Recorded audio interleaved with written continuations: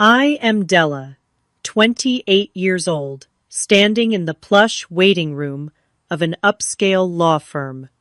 My eyes are still swollen from crying at Uncle Walter's funeral yesterday. He was the man who saved me when my parents abandoned me 15 years ago. The elegant mahogany door swings open and my heart stops. There they are, Frank and Elaine, my parents. 15 years of silence, and now they appear draped in cheap knockoff jewelry, exchanging smirks about the millions they expect to inherit. If you are watching this right now, let me know if you have ever had family members suddenly reappear when money was involved. Like and subscribe to hear how my uncle's brilliant plan exposed their true colors and left them completely shattered. My childhood in Pittsburgh was far from idyllic. We lived in a rundown apartment in a neighborhood where sirens were our nightly lullaby. The building had peeling paint, broken elevators, and the constant smell of mold. Our one-bedroom apartment housed 4 people with Tommy and I sharing a pull-out couch in the living room. Most nights, one or both of our parents were absent, leaving me to care for my little brother. Frank, my father, worked sporadically as a construction worker, but his real passion was sports betting. Every payday followed the same pattern. He would cash his check at the corner store, stop at the bookies, and disappear for hours. Sometimes he would return jubilant, taking us out for ice cream and promising a better future. More often, he would stumble home drunk, reeking of cheap whiskey, his mood volatile as a summer storm. One minute he would be crying, telling us how much he loved us. The next he would be throwing plates against the wall because dinner was cold. "You are just like your uncle, always judging me," he would snap at me when I asked where the rent money had gone. I learned early to read his moods, to know when to speak and when to make myself invisible. Elaine, my mother, worked at a department store makeup counter. She was beautiful in a brittle way, with carefully applied makeup and clothes she could not afford. She spent her paychecks on designer knockoffs and costume jewelry, dreaming of the luxury life she deserved. In her mind, her children were the anchors that had dragged her down from the glamorous life she might have had. "I could have been a model," she would say, looking at old photographs. "I could have been somebody before I got stuck with you two." Tommy was 3 years younger than me, a gentle soul with asthma and a talent for drawing. He had Dad's dark curls but Mom's delicate features.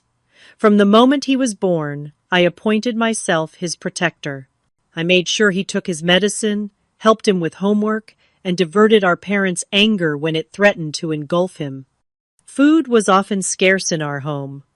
I became an expert at stretching a jar of peanut butter for days, cutting each sandwich into 4 triangles to make it seem more substantial.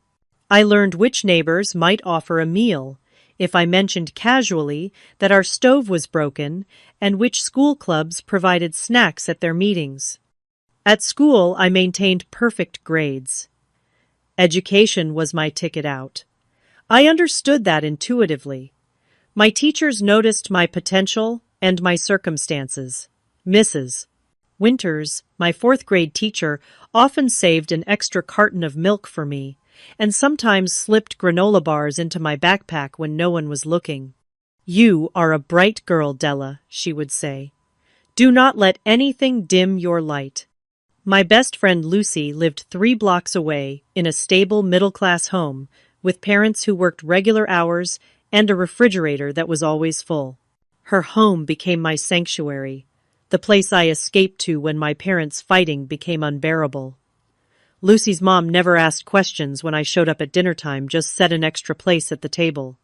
One memory stands out from my 8th birthday. Neither of my parents remembered the date. I went to school trying not to care, telling myself I was too old for birthday parties anyway. That evening, I found a small package wrapped in newspaper comics on my pillow. Tommy had saved his lunch money for weeks to buy me a plastic bracelet with purple beads. He had made a card from scraps of construction paper rescued from the school trash can. That night I cried myself to sleep, not from sadness, but from the pure, sharp love I felt for my brother. I was 10 when I first met Uncle Walter. He arrived in a sleek black car that looked alien on our street. At 35, he was only 7 years older than my father, but seemed to belong to a different species altogether. Walter was tall and confident, wearing a tailored suit and a genuine smile. He was my father's older brother, but the resemblance ended at their shared dark eyes. Walter brought gifts. For Tommy, a remote control car that made his eyes widen with delight. For me, a book about women inventors that showed he had somehow seen into my soul and understood me in a way my parents never had. "You remind me of our grandmother," he told me quietly. She had the same curious mind. The tension between Walter and Frank was palpable. They spoke in clipped sentences, years of resentment compressed into every syllable. "Not all of us had college handed to us on a silver platter," Frank spat, when Walter mentioned his company's success. "And not all of us blame everyone else for our problems," Walter replied evenly. After that visit, Walter tried to maintain contact. He called on holidays and our birthdays. He offered to pay for private school for Tommy's medical treatment for a bigger apartment. Frank refused every offer, his pride stronger than his concern for his children's welfare. "We do not need his charity," he would say. "He just wants to show off how much better he is than me." As I entered my teens, our family situation deteriorated rapidly. Eviction notices appeared on our door. The electricity was shut off for days at a time. The refrigerator contained nothing but condiment packets from fast food restaurants. Tommy's asthma worsened, but we could not afford his inhaler. I resorted to asking my science teacher for a loan, making up a story about lost wallets and emergency situations.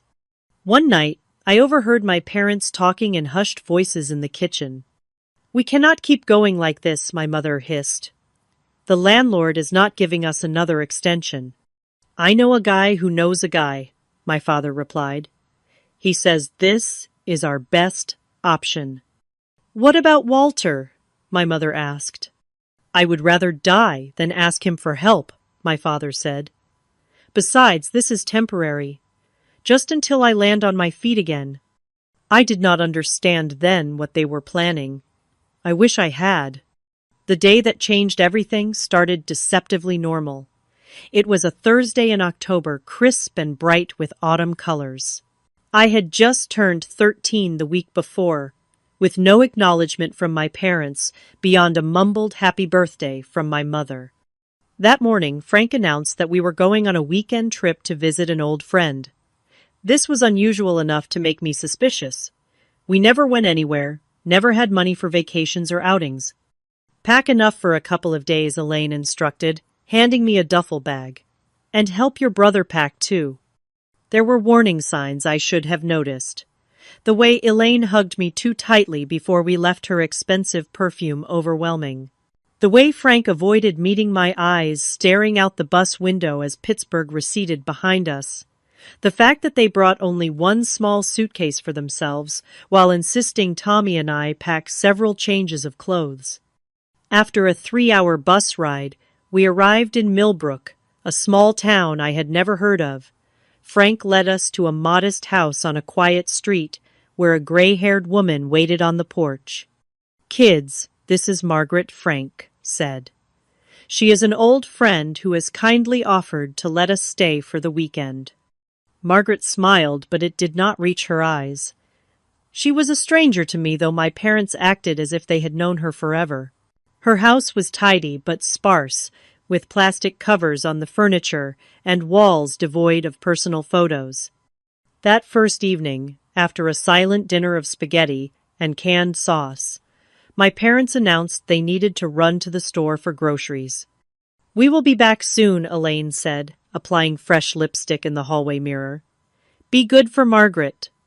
Tommy sat by the window for hours, his small face pressed against the glass, watching for headlights that never appeared. As bedtime approached, he grew anxious. "Where are Mom and Dad?" he asked, his breathing becoming labored the way it did before an asthma attack. "They probably got held up," I reassured him, though my own stomach was knotted with worry. "They will be back by morning." Margaret set up a rollaway bed in a small back room for us to share. I lay awake most of the night, listening to Tommy's wheezing breaths and the unfamiliar creaks of the strange house. By morning, there was still no sign of our parents. I tried calling their cell phones, but a robotic voice informed me that both numbers were no longer in service. Margaret avoided my questions, busying herself with breakfast preparations and laundry. By the second day, Tommy developed a high fever, his asthma flaring without his medication. Margaret finally called a local doctor who brought an emergency inhaler. As the doctor examined my brother, I confronted Margaret in the kitchen. "Where are my parents?" I demanded. "When are they coming back?" Margaret's shoulders slumped. She looked suddenly older, the lines around her mouth deepening. "I was not going to tell you yet," she said softly. "Your parents paid me to keep you for a week. They said they would come back, but—" She pulled an envelope from a drawer and handed it to me. Inside was a single sheet of paper with my mother's flowing handwriting. "Della and Tommy, we cannot continue like this. You deserve better than what we can provide. Do not try to find us. This is for the best. You will have a better life without us dragging you down."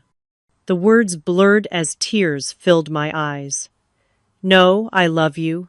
No real explanation. Just abandonment disguised as sacrifice. Margaret called the police that afternoon. They arrived with grim faces and clipboards, asking questions I could barely process. Child Protective Services was contacted. Tommy and I were taken to separate rooms and interviewed.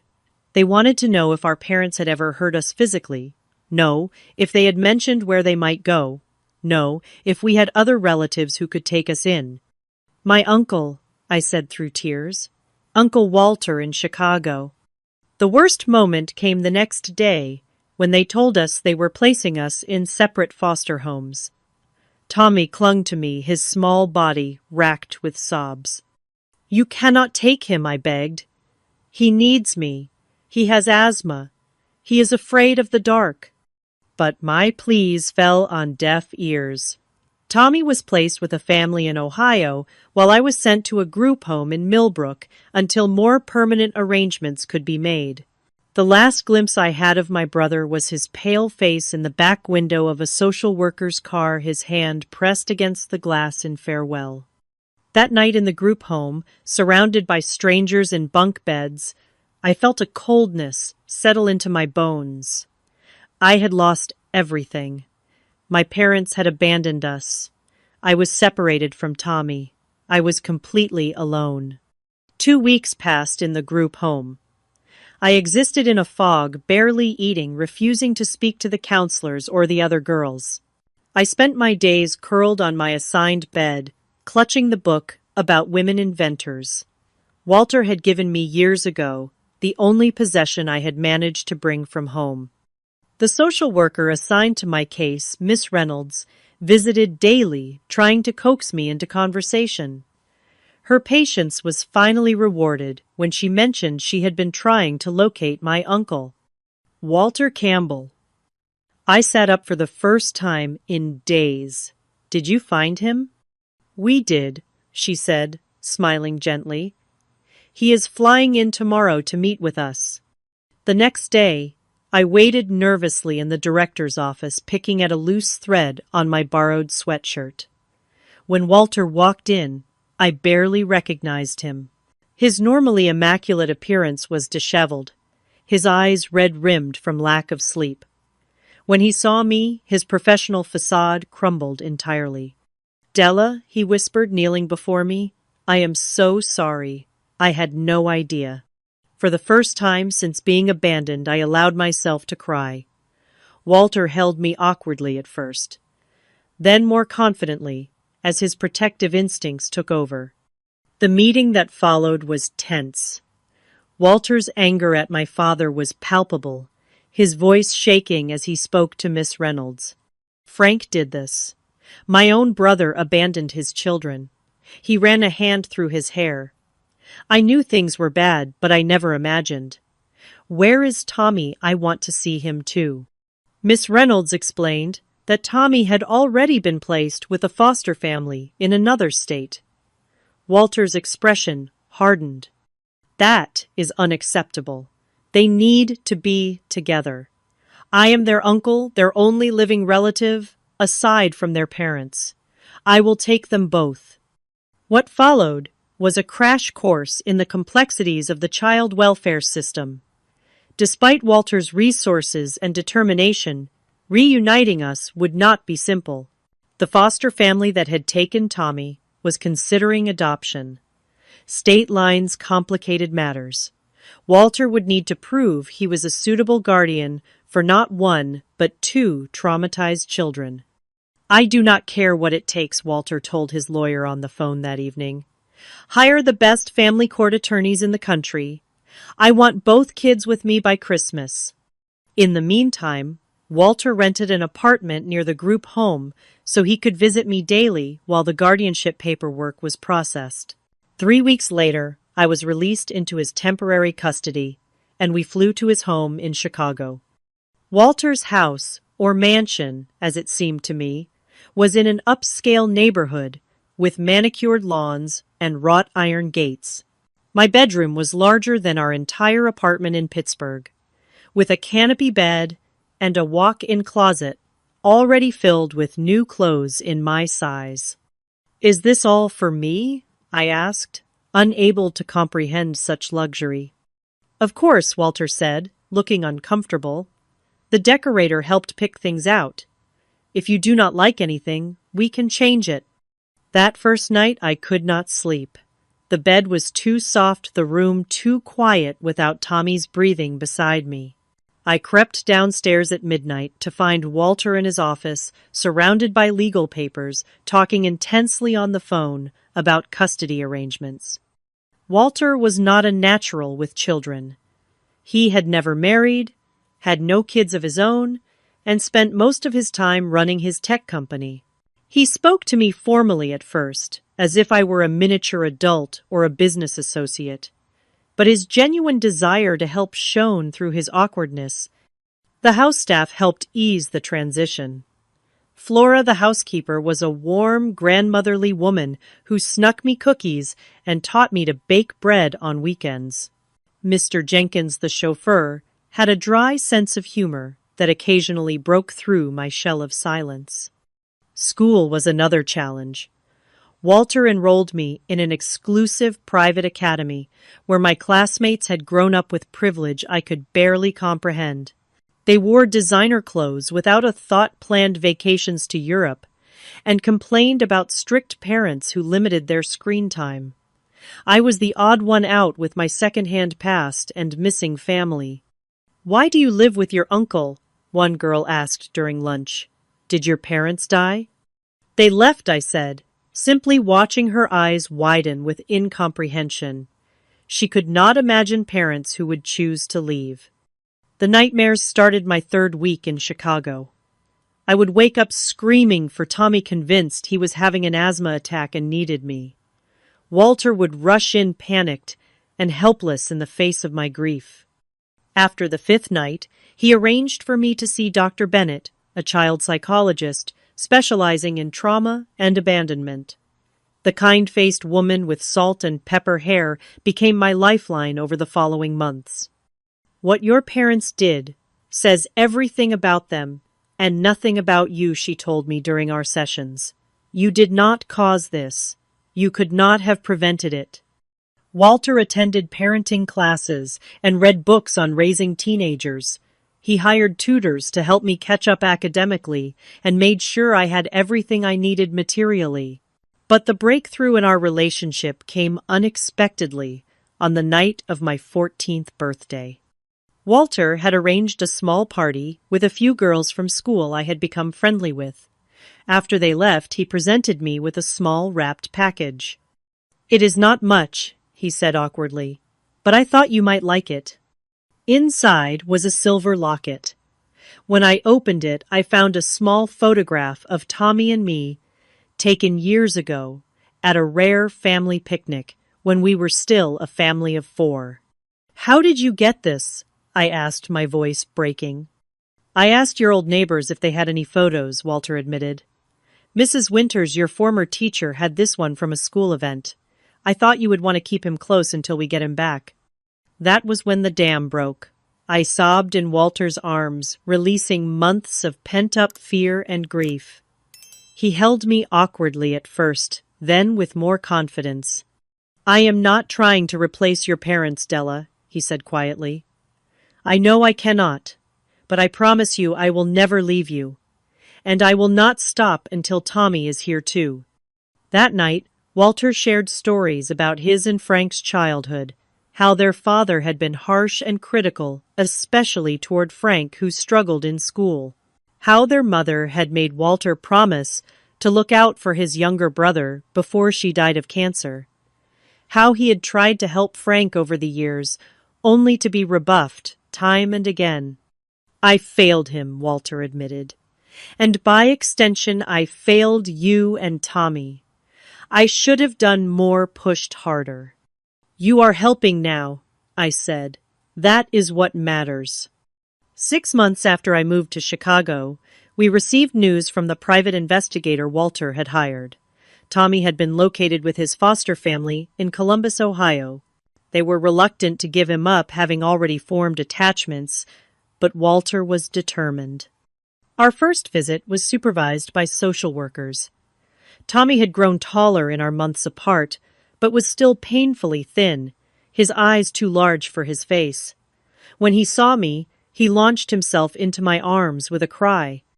Della, you came. I knew you would find me. I held him so tightly, he squeaked in protest, cataloging changes in my little brother. His asthma was better managed now, his foster parents ensuring he had proper medication. He was enrolled in art classes, his natural talent flourishing with proper supplies and instruction. Part of me was grateful they had taken good care of him, even as I resented them for having the time with him that I had lost. Walter knelt to Tommy's level, introducing himself gently. I have heard so much about you, he said. Della talks about you all the time. Tommy studied Walter carefully before asking, Are you going to be our new dad? Walter glanced at me, then back to Tommy. I would like to be your guardian if that is okay with you. We can figure out what you want to call me later. As we left that first visit, Tommy clung to my hand. Do not leave me again, he begged. Never, I promised. Walter is going to bring you home with us soon. Walter was true to his word. He did not give up despite the legal obstacles. He hired the best family law attorneys, attended every court hearing, and proved his commitment to both of us. For 2 years, Walter fought through the legal system to reunite Tommy and me. The custody battle was complicated by state boundaries, the foster family's attachment to Tommy, and concerns about Walter's demanding career and bachelor lifestyle. But Walter's determination never wavered. He restructured his company to allow him more time at home, renovated a bedroom specifically for Tommy, and even installed a state-of-the-art air purification system to help with Tommy's asthma. The day Tommy finally came home to Chicago permanently was the happiest day of my life since our parents had left. He was 12 by then. Still small for his age, but healthier, his creative spirit intact, despite everything he had endured. Walter arranged a welcome home party with balloons and Tommy's favorite chocolate cake. For the first time, the mansion felt like a home. Walter's approach to parenting was unique. Having never had children, he treated us more like young adults than kids, explaining his decisions and listening to our opinions. He spoke to us about his business, Campbell Tech Solutions, a cybersecurity firm he had built from scratch. The company protects other businesses from hackers and data breaches, he explained one evening at dinner. Think of it as a digital security system. I found myself fascinated by the business world Walter inhabited. Numbers had always made sense to me, patterns and projections coming naturally to my analytical mind. When Walter noticed my interest, he began bringing home simplified versions of business problems for us to discuss. "What would you do in this situation?" he would ask, outlining a client's dilemma or a marketing challenge. Tommy, meanwhile, flourished in his new arts-focused middle school. Walter had converted a sunroom into an art studio for him, complete with professional quality supplies and north-facing windows for optimal light. Tommy's asthma improved dramatically with proper medical care and less stress, his attacks becoming rare occurrences rather than weekly events. Gradually, the three of us formed our own family traditions. Sunday dinners were sacred. No business calls or homework allowed. We took summer trips to national parks, Walter patiently hiking at our pace despite his fitness advantage. For Christmas, we volunteered at a local shelter before exchanging our own gifts, Walter insisting that giving back was part of the privilege we now enjoyed. On my 16th birthday, Walter presented me with legal papers. He wanted to formally adopt both Tommy and me, giving us his last name. "You do not have to decide right away," he said. "And you can keep your original name if you prefer.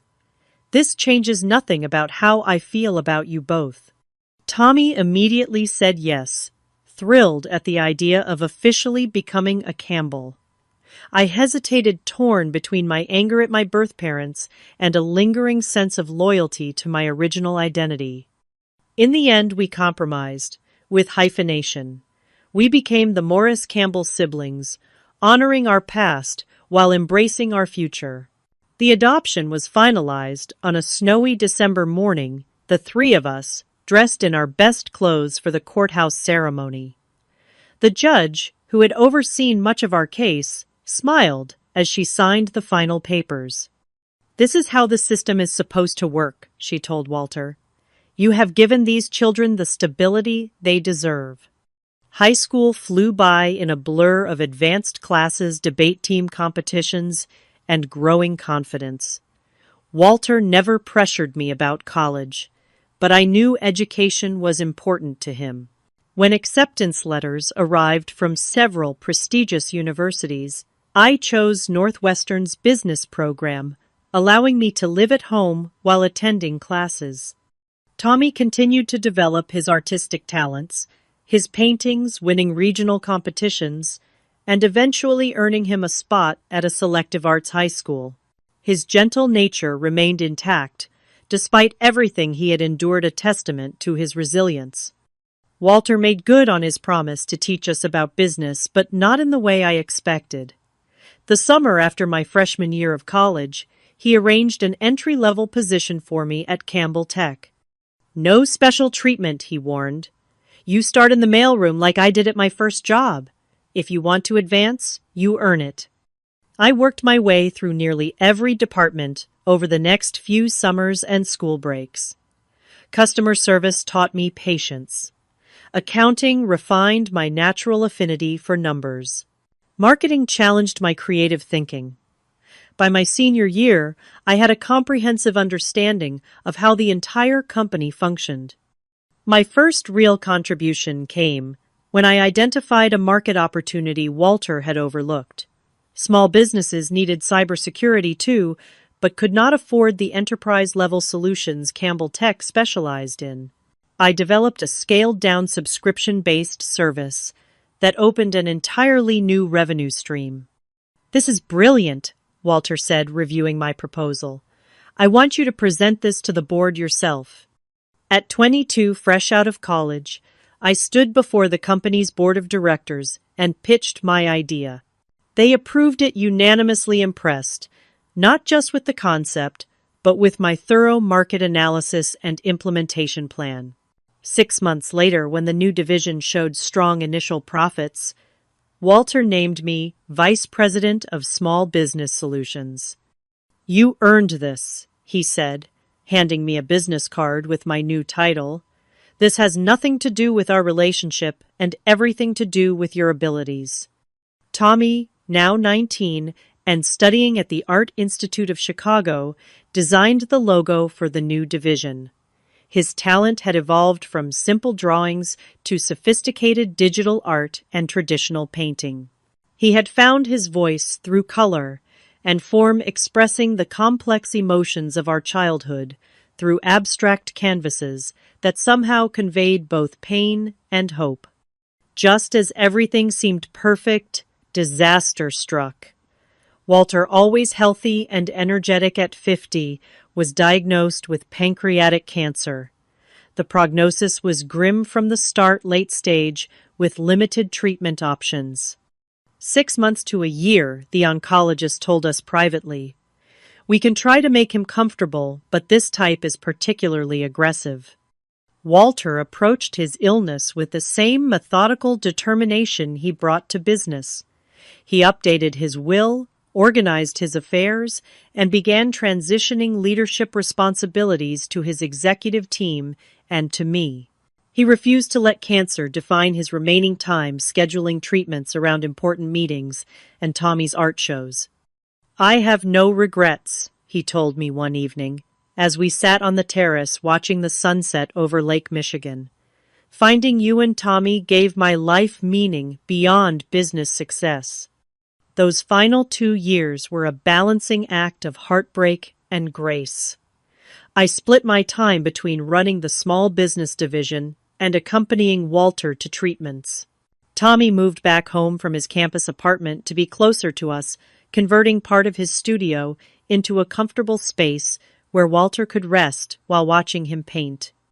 Walter exceeded the doctor's initial timeline, through sheer force of will, holding on long enough to see Tommy graduate with honors and to witness my promotion to executive vice president. But eventually, even his determination could not overcome the disease ravaging his body. In his final week, Walter called me to his bedside and handed me his grandfather's pocket watch, a family heirloom I had often admired. "You are the future of the Campbell name now," he said, his voice barely a whisper. "You and Tommy. I could not be prouder of the people you have become." The morning Walter passed away, the sky outside his window was the exact blue of a perfect summer day. Tommy and I were both with him, one on each side of his bed, holding his hands as he took his final breath. There was sadness, of course, overwhelming at times, but also a deep gratitude for the 15 years he had given us. Years that had transformed us from abandoned children into confident, capable adults. "He saved us," Tommy said simply at the funeral. "Not just physically, but in every way that matters." Walter's funeral was held at the largest cathedral in Chicago, a testament to his impact on the business community and his extensive philanthropic work. Hundreds attended, from corporate executives to the janitors from company headquarters, whom Walter had always greeted by name. The mayor gave a speech about Walter's contributions to the city's technology sector. Business competitors came to pay their respects alongside longtime employees who wept openly for the loss of a boss who had treated them like family.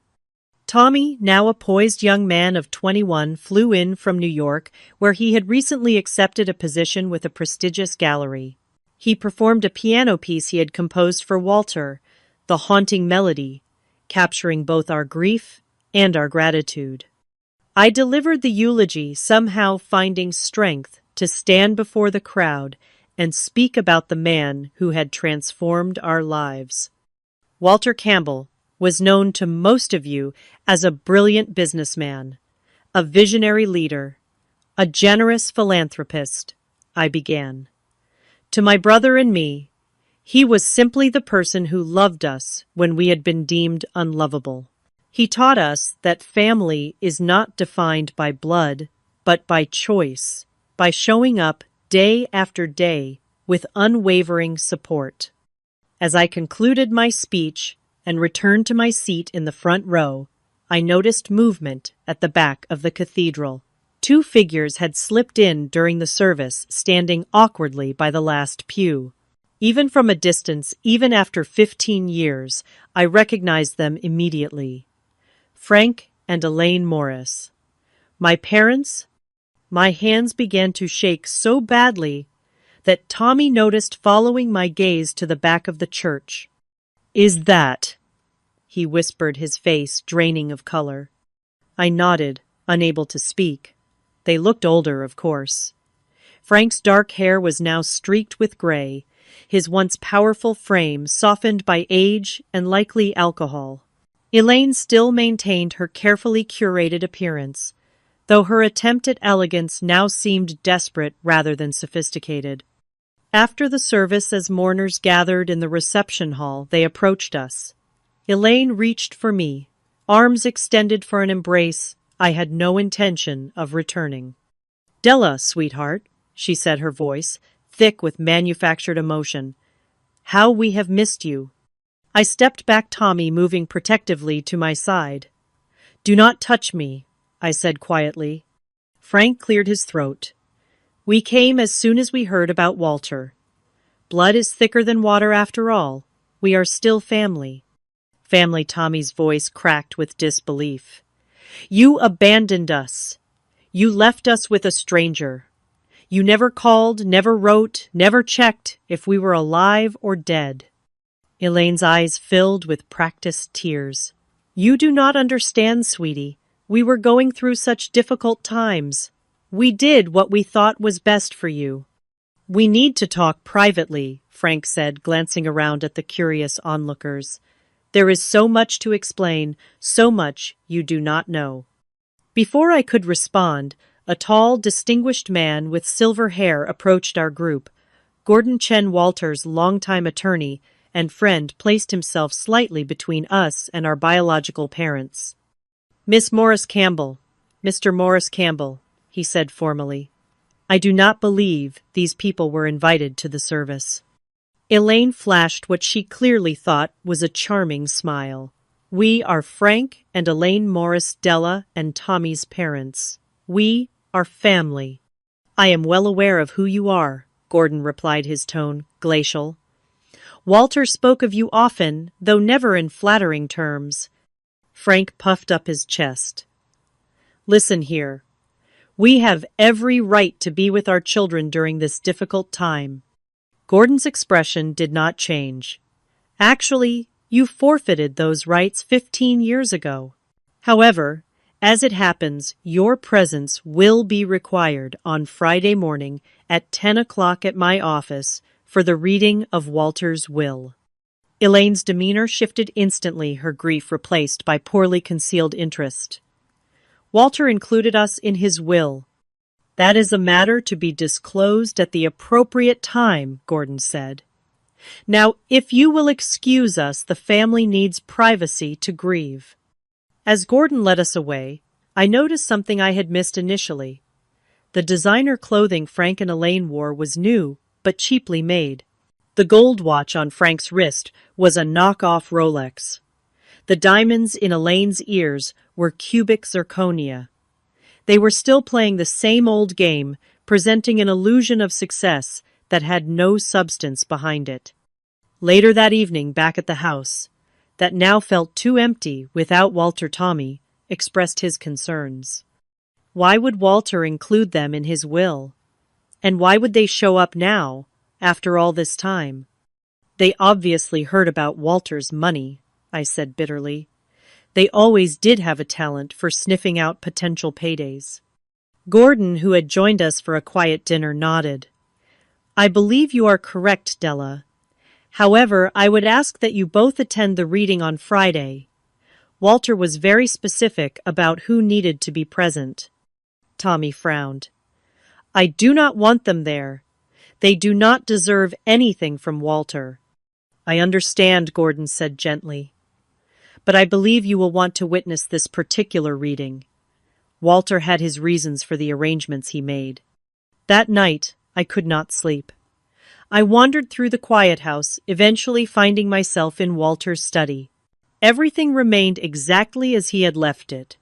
His reading glasses still perched on top of a financial report, his favorite pen resting in its holder. I sat in his leather chair, inhaling the lingering scent of his cologne. "What were you planning, Walter?" I whispered to the empty room. "What final lesson do you have for us?" Friday morning dawned bright and clear, a beautiful September day that seemed at odds with the tension coiling in my stomach. Tommy and I arrived at Gordon's law firm 15 minutes early, dressed formally, in respect for the occasion. The office, located in a historic building in downtown Chicago, exuded old-world wealth with its oak paneling, Persian rugs, and oil paintings of stern-faced founders. Gordon greeted us in the lobby, his usual composed demeanor, offering a steady anchor in the emotional storm I felt brewing. "They have not arrived yet," he informed us. "We will be using the main conference room. Can I offer either of you coffee or water while we wait?" We both declined, too nervous to consume anything. At precisely 10 o'clock, the elevator doors opened, and Frank and Elaine stepped out. They had clearly made an effort with their appearance, wearing what looked like newly purchased clothing.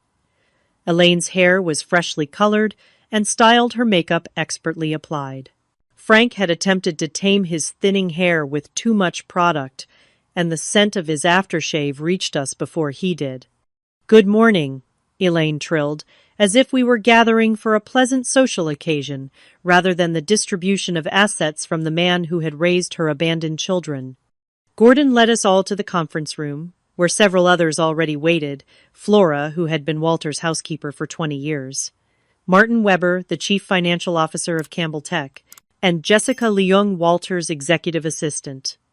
"Now that everyone is present, we can begin," Gordon said, taking his place at the head of the polished mahogany table.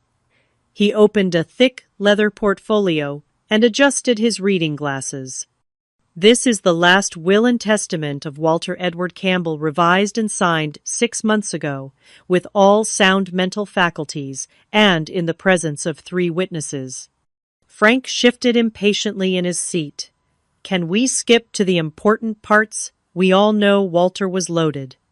Gordon regarded him coldly. "Mr. Morris, this proceeding will follow proper legal protocol.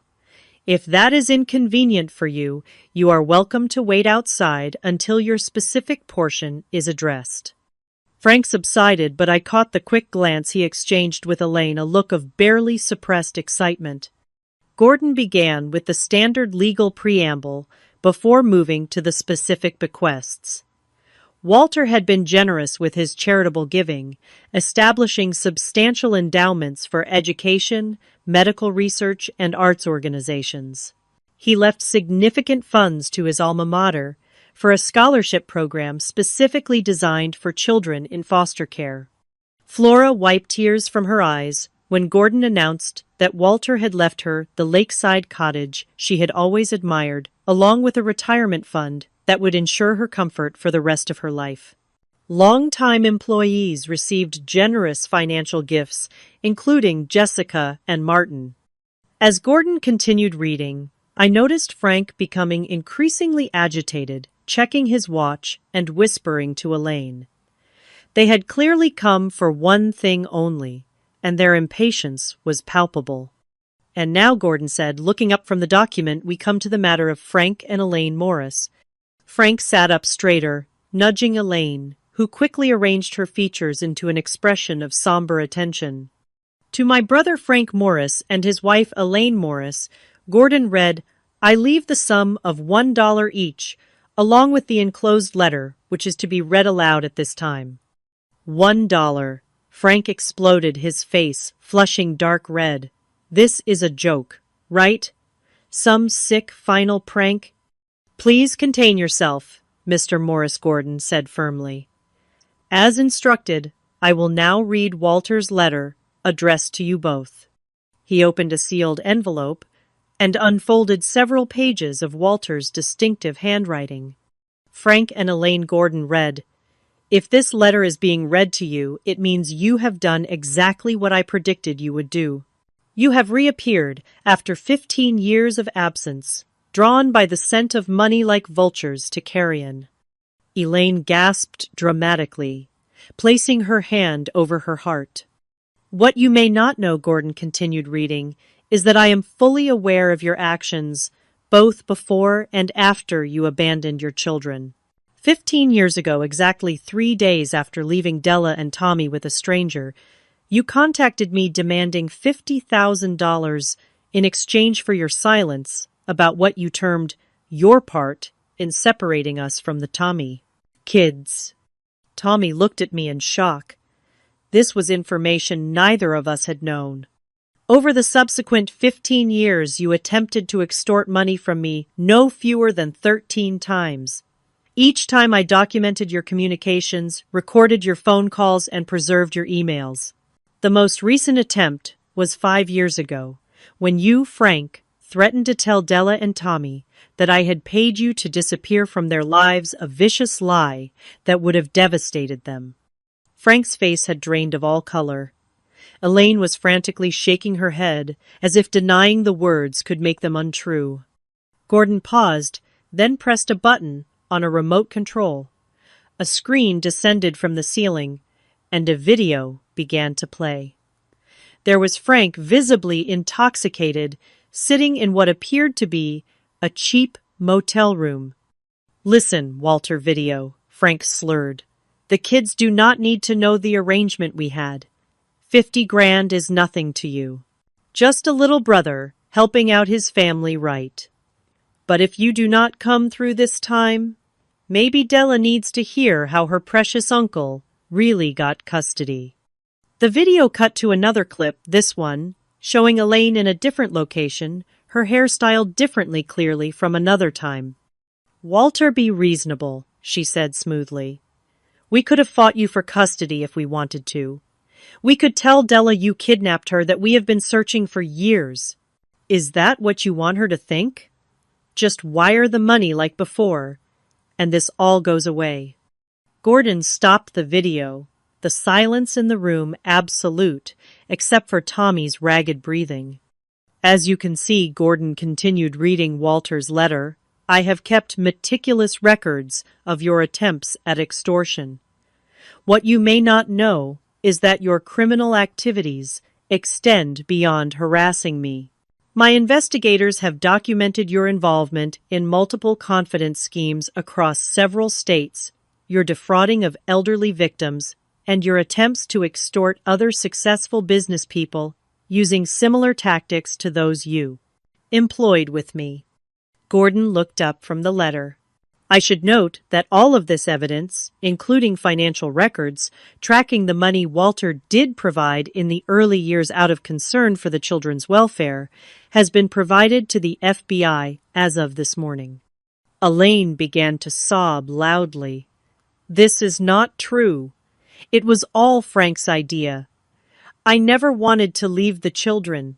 Frank stood up abruptly, his chair tipping backward. "You cannot prove any of this. It will be your word against ours." "Actually," Gordon said calmly, "the evidence is quite comprehensive. Walter was nothing if not thorough." He returned to the letter. "To Della and Tommy, I apologize for keeping this from you. I feared the knowledge would only cause you more pain, and there seemed no benefit in sharing it. You had already suffered enough betrayal. Know that every penny they attempted to extort was documented and will now be donated to organizations supporting abandoned children, turning their greed into something positive." Tommy had tears streaming down his face. I reached for his hand, squeezing it tightly. "As for the remainder of my estate," Gordon continued reading, "including all shares in Campbell Tech Solutions, all real estate holdings, investment portfolios, and personal property, not otherwise specifically bequeathed, I leave equally to my beloved children, Della Morris Campbell and Thomas Morris Campbell, with the full confidence that they will honor the values we have shared and continue the legacy we have built together." Gordon folded the letter and looked up. "That concludes the reading of the will." At that moment, the conference room door opened, and 2 men in dark suits entered, displaying FBI badges. "Frank and Elaine Morris," one agent said. We need you to come with us. We have some questions regarding multiple fraud investigations across state lines. Frank lunged toward me, his face contorted with rage. This is your fault. You turned him against us. We are your parents. The FBI agents quickly intervened, restraining Frank, as Elaine collapsed into dramatic sobs. My babies, please, she wailed. Do not let them take your mother away.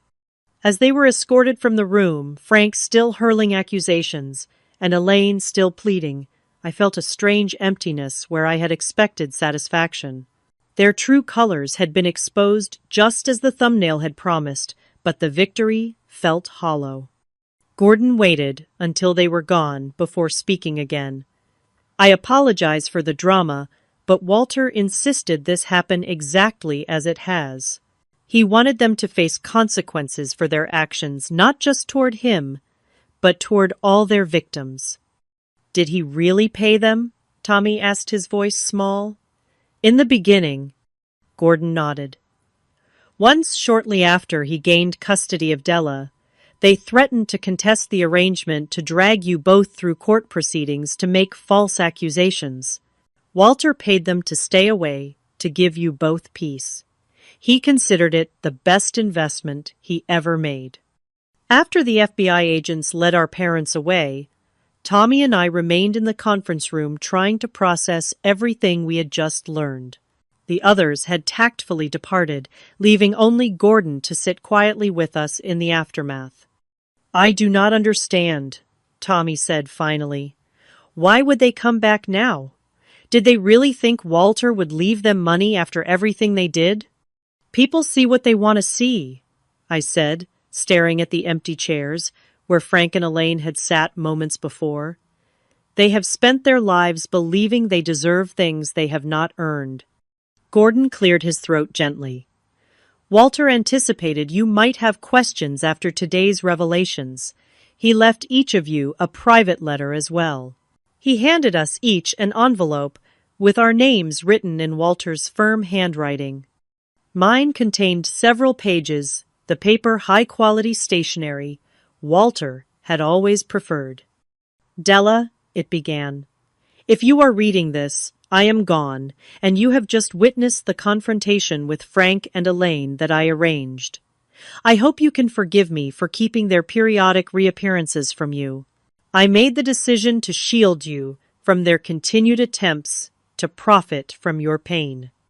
I want you to know that I was aware of my diagnosis 5 years ago, much earlier than I shared with you and Tommy. When I received the news, my first thought was not of my own mortality, but of what would happen to both of you when I was gone. I knew Frank and Elaine would eventually resurface, drawn by the prospect of inheritance. You may wonder why I orchestrated this public exposure rather than simply excluding them from my will. I did so because I wanted you to see them clearly, to understand beyond any doubt that their abandonment was never your fault. You deserved parents who would move heaven and earth to keep you safe. Instead, you got Frank and Elaine, who saw their own children as commodities to be traded. I have watched you grow from a frightened, wounded 13-year-old into a brilliant, compassionate woman who amazes me daily. The strength you have shown, the resilience, the determination to create good from the ashes of betrayal. These are qualities that cannot be taught. They come from within you. My greatest regret is that I will not be there to see all you will accomplish. But I leave this world confident in the knowledge that you and Tommy will continue to thrive, to support each other, and perhaps to help other children who, like yourselves, need someone to believe in them. With all my love and endless pride, Walter. I folded the letter carefully, tears blurring my vision. Across the table, Tommy was similarly affected by his own letter, wiping his eyes with the back of his hand. He knew, Tommy said softly. He knew all along they would come back for money. I nodded, unable to speak past the lump in my throat. In the weeks that followed, we learned more about Frank and Elaine's activities during their 15-year absence. The FBI investigation revealed a pattern of small-time confidence schemes across multiple states. They had preyed particularly on elderly victims posing as charity workers, home repair contractors, and even distant relatives. They had been careful to keep each scam small enough to avoid federal attention, moving frequently to stay ahead of local authorities. The court case moved swiftly, given the overwhelming evidence Walter had compiled. Both Frank and Elaine accepted plea deals rather than face trial. Frank received 7 years in federal prison, Elaine 5, with orders for restitution they would never be able to pay. I debated visiting them in prison, but ultimately decided against it. What would be the point, I asked Tommy, during one of our regular Sunday dinners, now held at my downtown apartment. They are not suddenly going to become the parents we needed. I agree, Tommy said, pushing food around his plate. But does it make us terrible people that we are not even trying to maintain a relationship with them? No, I said firmly. We lost our parents 15 years ago. The people in those prison cells are strangers who happen to share our DNA. Walter was our real parent in every way that matters. The process of settling Walter's estate occupied much of my time in those first months. The responsibility of running Campbell Tech's small business division, while helping the new CEO transition into Walter's role, was overwhelming at times.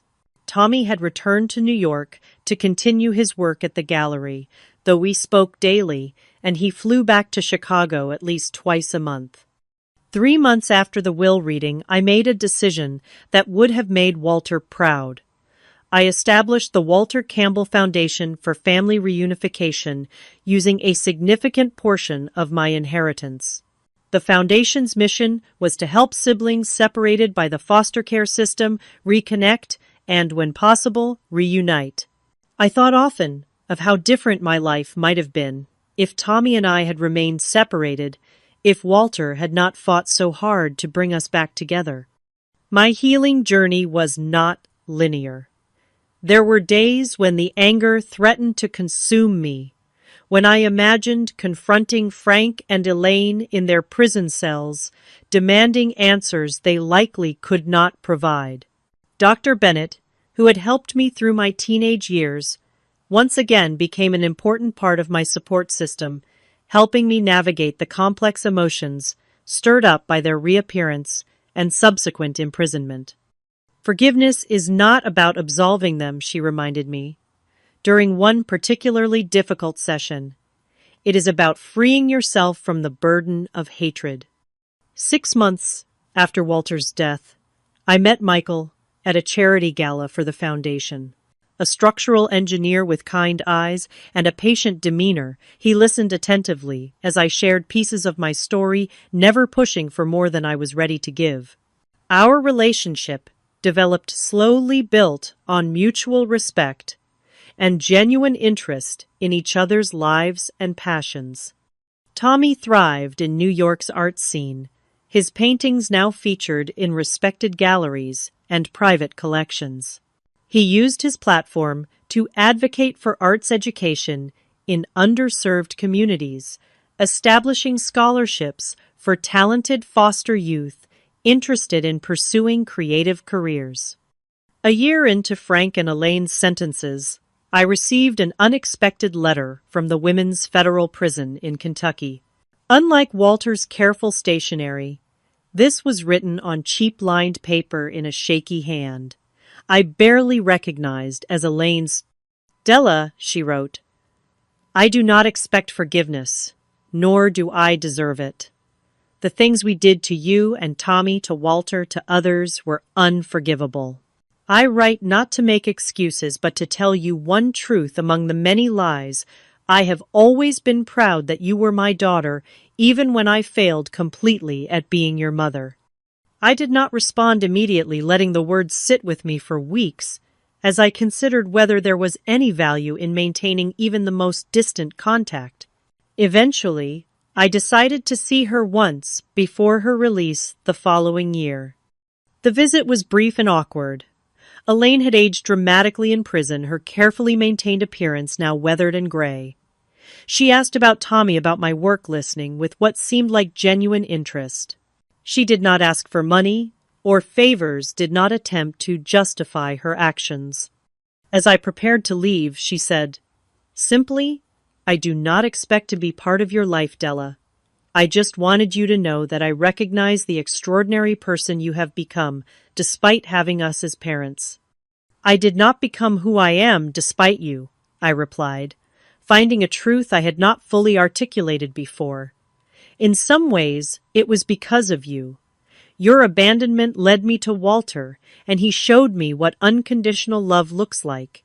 I would not trade the person I am today, and that person was shaped by every experience, including being left behind." I did not visit Frank, who had made no attempt to contact either Tommy or me. Some bridges remain permanently burned, and I had made peace with that reality. 3 years after Walter's death, the foundation opened its first physical location, a welcoming space in downtown Chicago where separated siblings could reunite in a supportive environment with counselors available to help navigate the complex emotions such reunions often triggered. We named it Campbell House, in honor of the home Walter had created for Tommy and me. The most profound moment in my healing journey came unexpectedly during the open house celebration for Campbell House. A 12-year-old girl approached me, clutching a handmade thank you card. "The foundation helped me find my little brother," she told me, her eyes bright with joy. "We were separated for 3 years, but now his foster family brings him to visit me every month. They are even talking about adopting me too, so we can be together all the time."